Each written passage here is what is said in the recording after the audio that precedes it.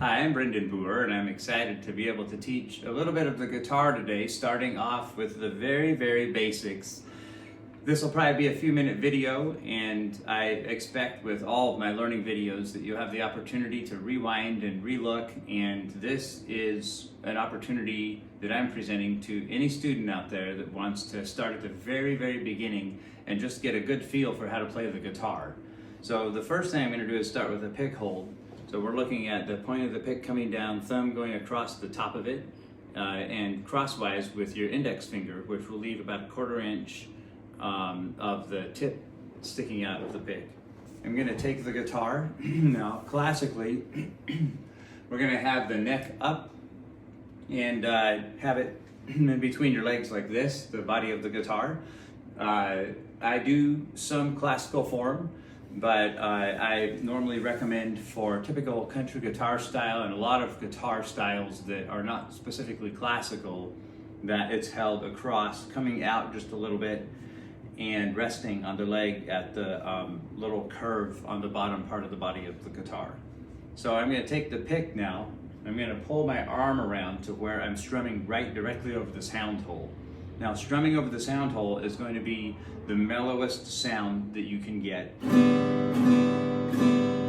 When I start strumming, I'm going to make sure that, first of all, like I was saying before, my arm rests on the top toward the end of the guitar, and what I'm doing is strumming directly over the sound hole. And when I do strum, I'm going to strum downward, dropping my hand down.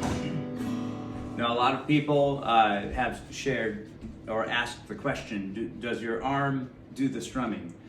And I would say that many people have strummed that way, but it's really not recommended for efficiency, for being able to strum quicker and be able to do various strumming patterns that are going to change the feel of what you're playing. So I recommend a down strum, holding the pick like this with the thumb and index finger, curving your ring finger, middle finger, and pinky into your palm, and then again down with the arm still sticking out here and your hand dropping downward. And then starting some kind of beat, you can tap your foot, you can do a metronome sound.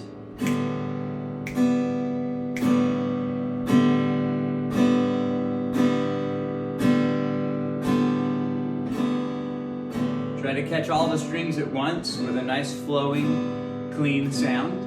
Now I'm going to begin over here with the left hand, grabbing with the form I recommend, which is actually a classical form. The thumb going down to the back of the neck, fingers going over like this, and wrist going out slightly underneath. And the fingers very close to the beginning of the strings where we have the nut down here. So we're going to start with one of the most famous guitar chords called the G chord.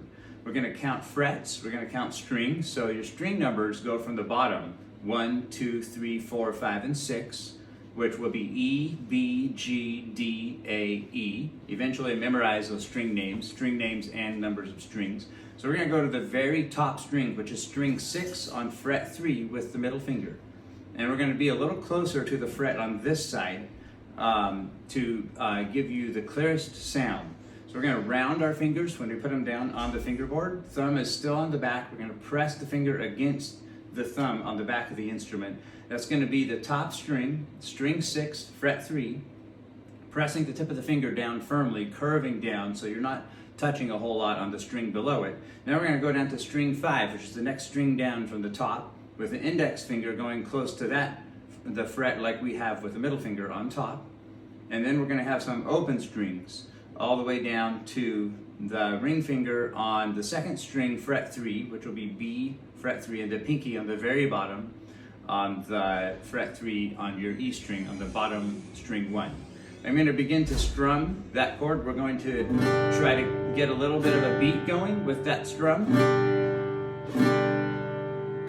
And as we strum, what we're going to do is we're going to hear if we're getting a clean sound.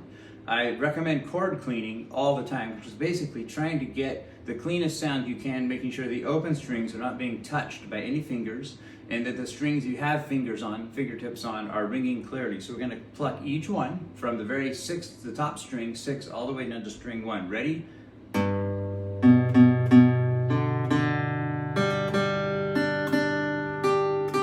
If you have a little bit of you're not pressing firm enough, or you could be accidentally touching another string. So I cleaned it, now I'm going to strum it. That is our G chord. Now I'm going to go ahead and hum or sing a song. You can hum along, you can sing along with a beat on Amazing Grace. Amazing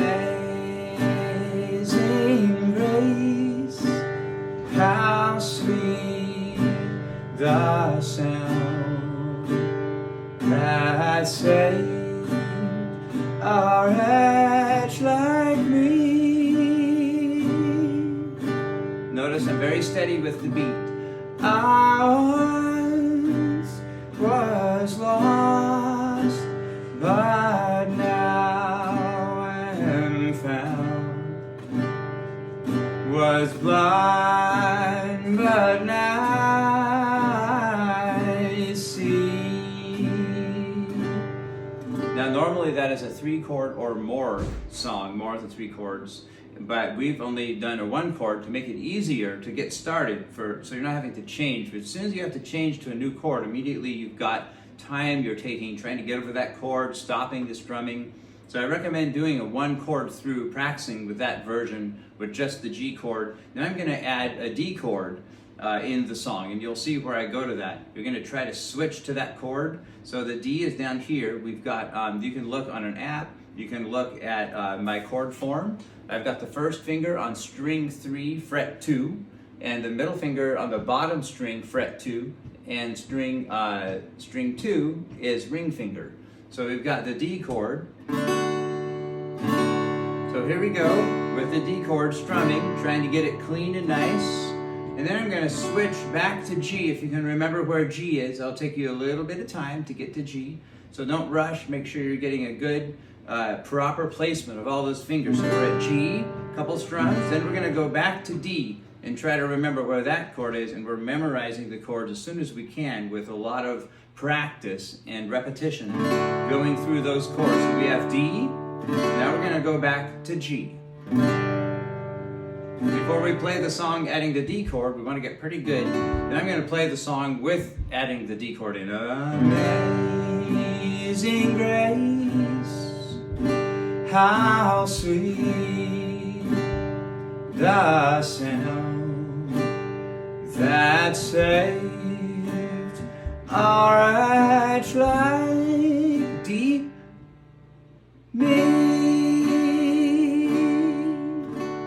Back to G. I once was lost, but now I'm going to stop there and just interject a new chord. It's the C.